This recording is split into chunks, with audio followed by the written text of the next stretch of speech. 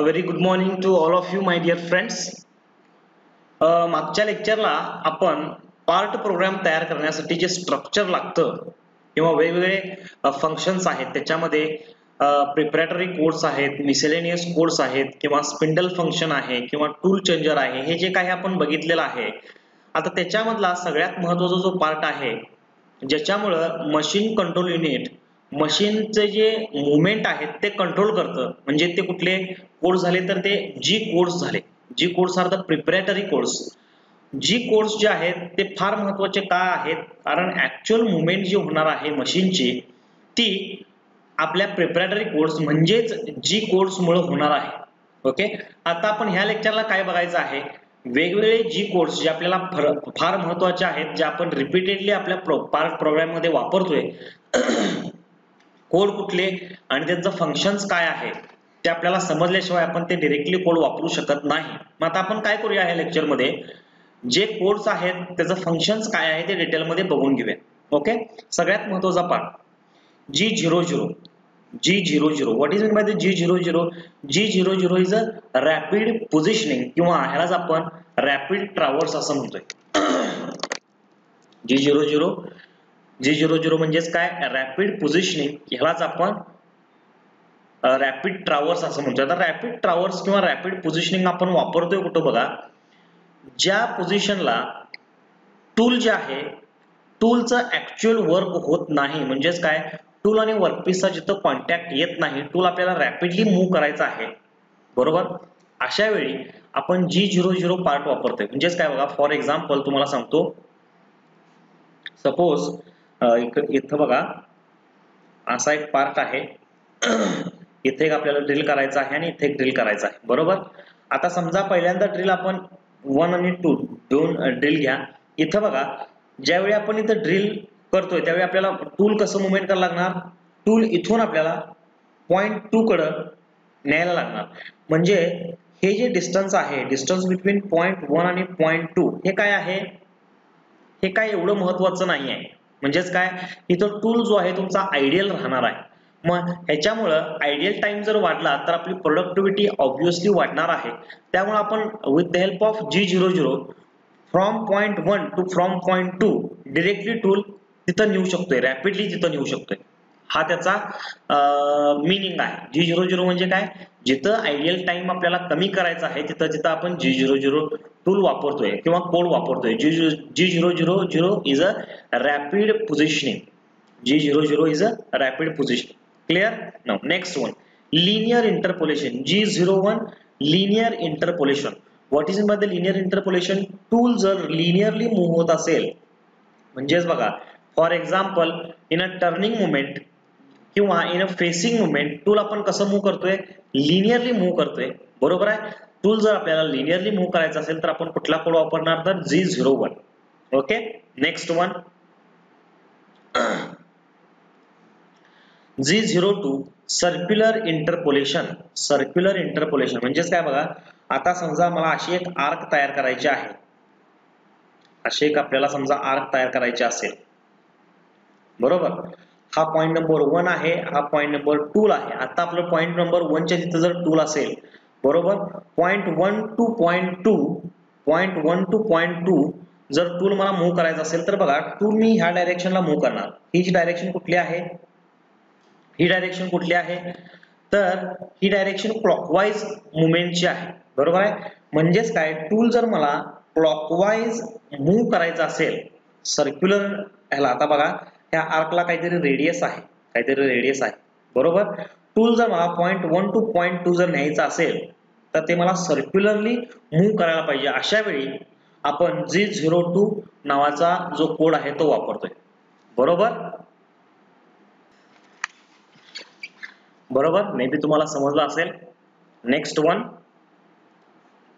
Circular interpolation counter clockwise. आता बघा, परत एकदा मला तशीच आर्क ड्रॉ करायची आहे, बरोबर आहे. पण आता माझा पॉइंट नंबर 1 इथं आहे, पॉइंट नंबर 2 इथं आहे. We have to move the tool from point number 1 to point number 2. Okay, कसं टूल मूव्ह होणार आहे, सर्क्युलर डायरेक्शननं मूव्ह होणार आहे, पण डायरेक्शन कुठली आहे, ही अँटी क्लॉकवाईज डायरेक्शन आहे, अँटी क्लॉकवाईज डायरेक्शन. मग अशा वेळी आपण कुठला कोड वापरणार, तर G03 वापरणार. लक्षात आलं? जर क्लॉकवाईज डायरेक्शन असेल तर आपण G02 वापरतोय आणि अँटी क्लॉकवाईज डायरेक्शन असेल तर G03 वापरतोय. Okay, G02 G03. Okay, next one is dwell. What is my the dwell? ड्वेलचा अर्थ काय होतो बघा. ड्वेलचा अर्थ काय होतो तर ड्वेल म्हणजे काय, पॉज. जिथं आपलं टूल आहे तिथंच काय होतं, पॉज होतं, तिथंच थांबतं. बरोबर आहे? अशा स्पेसिफिक फंक्शनसाठी आपण ड्वेल नावाची कमांड वापरतोय G04 ने. G04 dwell. ड्वेल म्हणजेच काय, पॉज. जिथं तुम्हाला टूल जे आहे तिथं पॉज करून ठेवायचं असेल अशा वेळी आपण ड्वेल नावाची कमांड वापरतोय. Okay, now next one is G17 18. बरोबर. Next one is G17 18 and 19 XY plane selection, ZX plane selection and YZ plane selection. 17 XY, 18 ZX, 19 YZ. Okay, जर तुम्हाला प्लेन सिलेक्ट करायचा असेल, 3 प्लेन आपल्याला माहिती आहेत. हा आहे X प्लेन, हा आहे Y प्लेन आणि हा जो आहे तो Z plane. X, Y and Z. मग ह्याच्यातलं बघा, जर तुम्हाला ह्या प्लेनवरती काम करायचं असेल तर G17 वापरणार. बरोबर. ZX प्लेनवरती काम जर करायचं असेल तर G18 वापरणार आणि YZ प्लेनवरती जर काम करायचं असेल तर आपण कुठला कोड वापरणार, G19. Okay, next one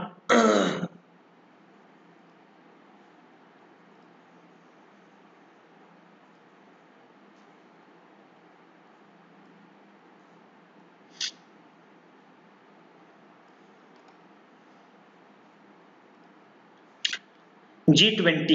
What is by the G20? G20 is programming in inch unit.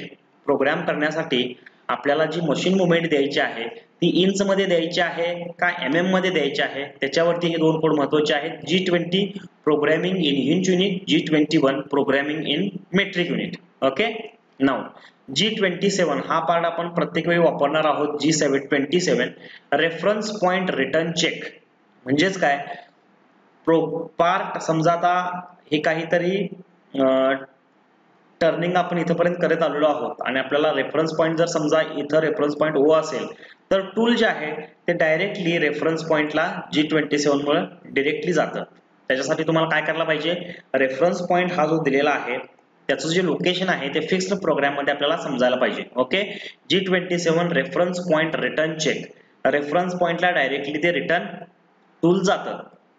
Next one G28 automatic return to the reference point. Automatically return to the reference point as usual meaning आहे. G29 automatic return from reference point. Reference point पासून आधी जिथं होतं तिथं G29 मुळे येणार आहे आणि G28 मुळे इथं जे टूल होतं ते डायरेक्टली रेफरन्स पॉइंटला जाणार आहे. Okay, next one G30 return to the second, third, fourth reference point. वेगवेगळे जे पॉइंट्स आहेत, समजा टूल आधी इथं होतं, नंतर इथं गेलं, नंतर इथं गेलं, इथं गेलं, हा जो काही पाथ आहे इथं डायरेक्टली टूल रिटर्न जाऊ शकतो. कुणामुळे G30 मुळे. हा कोड आहे आता आपण रिपीटेडली वापरत नाही. Okay, next one G40 cutter diameter compensation cancel. Okay, next one is cutter diameter compensation left, cutter diameter compensation right आहे. चुका होणार आहेत त्या कंपेन्सेट करण्यासाठी आपण 41 आणि 42 वापरणार आहोत. आणि G40 म्हणजे काय, जे आपण कंपेन्सेट केलेला आहे तो आपण पार्ट नंतर घेऊया. फक्त लक्षात ठेवा G40 cutter compensation cancel, G41 cutter compensation left, G42 cutter compensation right. Now next one is tool compensation. Tool length compensation is positive direction. G44 tool length compensation is the negative direction. इथं बघा हे compensation diameterचं होतं. 43 आणि 44 जे आहे ते लेंथचं compensation आहे. Okay, now G45 tool offset increases, G46 tool offset decreases.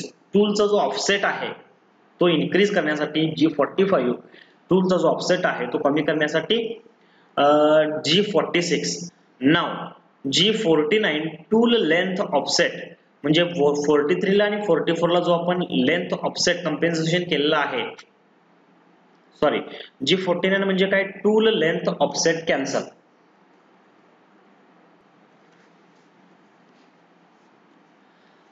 G49 tool length offset cancel.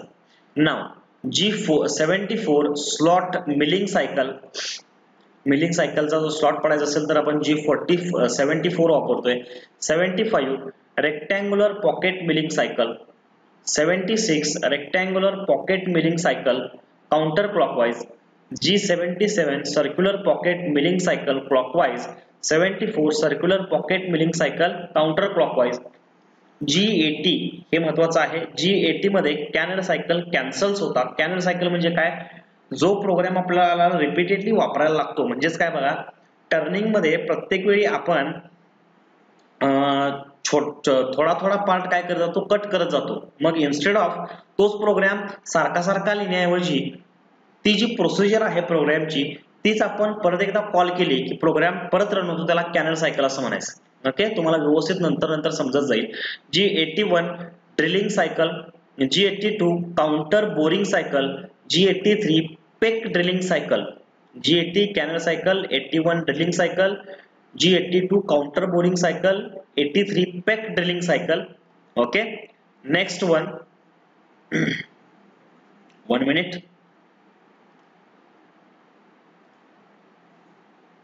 इथं बघा G84 tapping cycle, 85 boring cycle, 87 back boring cycle. 87 पर्यंतच्या सायकल आहेत त्या सगळ्या कॅनल सायकल आहेत. कॅनल सायकल म्हणजे काय, रिपीटेडली आपल्याला वापरायला लागतात त्या cycle. G90 absolute coordinate system किंवा absolute positioning. G91 incremental positioning. Absolute positioning आणि इन्क्रिमेंटल पोझिशनिंग जे आहे ते आपण मागच्या लेक्चरला बघितलेलं आहे. ऍब्सोल्यूट मध्ये काय असतं, ऍब्सोल्यूट मध्ये एक फिक्स्ड रेफरन्स पॉइंट असतो, बरोबर. आणि G91 मध्ये इन्क्रिमेंटल मध्ये काय असतं, इन्क्रिमेंटल मध्ये जो प्रिव्हियस पॉइंट आहे तो रेफरन्स पॉइंट असतो. म्हणजेच काय बघा, ऍब्सोल्यूट मध्ये काय होतं, समजा हा एक पॉइंट आहे, हा एक पॉइंट आहे, बरोबर. आपण काय करतोय, ह्या ओरिजिन पासून प्रत्येकाचा डिस्टन्स फाइंड आउट करतोय. म्हणजेच काय, इथून एक 10 युनिट वरती हा पॉइंट आहे आणि y ला एक 10 युनिट वरती हा पॉइंट आहे, बरोबर आहे. म्हणजेच काय, आपण रेफरन्स पॉइंट पासून हा पॉइंट लोकेट केला, बरोबर. किंवा हा जर पॉइंट आपल्याला लोकेट करायचा असेल हा, तर आपण काय म्हणतोय, हा एक x ऍक्सिस पासून 20 युनिट वरती आणि y ऍक्सिस पासून 30 युनिट वरती आहे. इथं बघा आपण रेफरन्स घेताना कुठला घेतलाय, रेफरन्स आपण ओरिजिन घेतलाय, रेफरन्स आपण बदललेला नाही. तशाच पद्धतीनं जर आपण इन्क्रिमेंटलला जर बघितलं, इन्क्रिमेंटल मध्ये परत आपण समजा 2 पॉइंट घेतले, समजा पॉइंट नंबर 1 इथं आहे, पॉइंट नंबर 2 इथं आहे, तर आपण काय करतोय बघा, हा पॉइंट 1 आणि पॉइंट 2. पॉइंट 1 लोकेट करताना ऍज युजुअल आपण x ऍक्सिस पासून तो 10 वरती आहे, y ऍक्सिस पासून तो 20 वरती आहे असं आपण मानलं. आणि पॉइंट 2 लोकेट करताना फक्त काय करतोय बघा, हा पॉइंट 2 जो आहे तो पॉइंट 1 पासून किती डिस्टन्स वरती आहे, तर 10 डिस्टन्स वरती आहे. y ऍक्सिस ला किती डिस्टन्स वरती आहे, तर 10 डिस्टन्स. म्हणजेच काय, इथं रेफरन्स पॉइंट आपण काय घेतला, प्रिव्हियस पॉइंट घेतला. रेफरन्स पॉइंट काय घेतला, पॉइंट 2 चा रेफरन्स पॉइंट हा प्रिव्हियस पॉइंट असणार. ऍब्सोल्यूट मध्ये तसं होत नाही. Next one 92 zero preset. 94 एक प्रत्येक वेळी आपल्याला लागणार आहे. Feed rate in mm per minute. 94 feed rate in mm per minute. 95 feed rate in mm per revolution. Okay. 96 constant surface speed control. 97 constant surface speed control cancel. Okay. प्रत्येक वेळी आपल्याला कुठले लागणार आहेत बघा, महत्त्वाचे तुम्हाला सांगतो परत एकदा.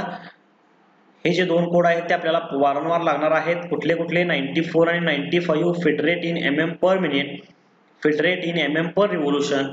Then 90 and 91. What is the 90 and 91? 90 is an absolute coordinate system, 91 is an incremental coordinate system. Then next one is आपल्याला प्रत्येक वेळी लागणार आहे ते canal cycle cancel. G80 canal cycle cancel. त्याच्यानंतर पुढे जाऊया आपण. टूलचा एवढा काय प्रॉब्लेम आपल्याला येणार नाहीये. नेक्स्ट वन हा G28 हे आपल्याला प्रत्येक वेळी लागणार आहेत बघा. कुठले हा हे जे पॉइंट आहेत हे इथपर्यंतचे म्हणजे कुठले G27, G28, G29 reference point return check. Automatic return to the reference point, automatic return from the reference point. Okay. Next one is G00 rapid positioning, G01 linear interpolation, G02 circular interpolation clockwise, G03 circular interpolation counterclockwise. हे सगळे आपल्याला लागणार आहेत. Okay, G code may be तुम्हाला समजले असतील. Okay, G code are the preparatory codes. Now आता आपण काय बघणार आहे, एम कोड बघणार आहोत. वन बाय वन बघूया. एम कोड फार छोटे आहेत. एम कोड मध्ये बघा काय काय दिसते. M code M00 program stop. Program जर स्टॉप करायचा असेल तर M00, M01 optional program stop, M02 program end. Program जो आहे तो एंड होणार. M03 spindle start clockwise, M04 spindle start counter clockwise, M05 spindle stop, M06 tool change, M06 tool change, M07 through spindle coolant on. Spindle coolant on. परत एकदा बघा, M00 program stop, M01 optional stop, M03 spindle start, M04 spindle start counter clockwise, M05 spindle stop, M06 tool change, M07 through spindle coolant on. Okay, next one M08 coolant on, M09 coolant off, M30 end program, M98 call subroutine, M99 end subroutine. हे 98 आणि 99 फार महत्वाचं आहे. M98 call sub program, M99 end sub program. Okay, त्याच्यानंतर M30 end program, M09 coolant off, M08 coolant on. 7 आणि 8 जो आहे तो कुलंट साठी आहे, 7, 8, 9. ओके, M प्रोग्राम इथं संपलेले आहेत. मित्रांनो लक्षात घ्या, तुम्हाला जर पार्ट प्रोग्रामिंग करायचं असेल तर आता जे आपण जी कोड आणि एम कोड बघितलेले आहेत ते जी आणि एम कोडचं मीनिंग काय आहे ते माहिती पाहिजेच. त्याच्याशिवाय तुम्हाला कुठला कोड कधी वापरायचा आहे ते कधीही समजणार नाही. त्यामुळं कोड जे आहेत ते सगळ्यांनी व्यवस्थित पाठ करून घ्यायचे आहेत. ओके.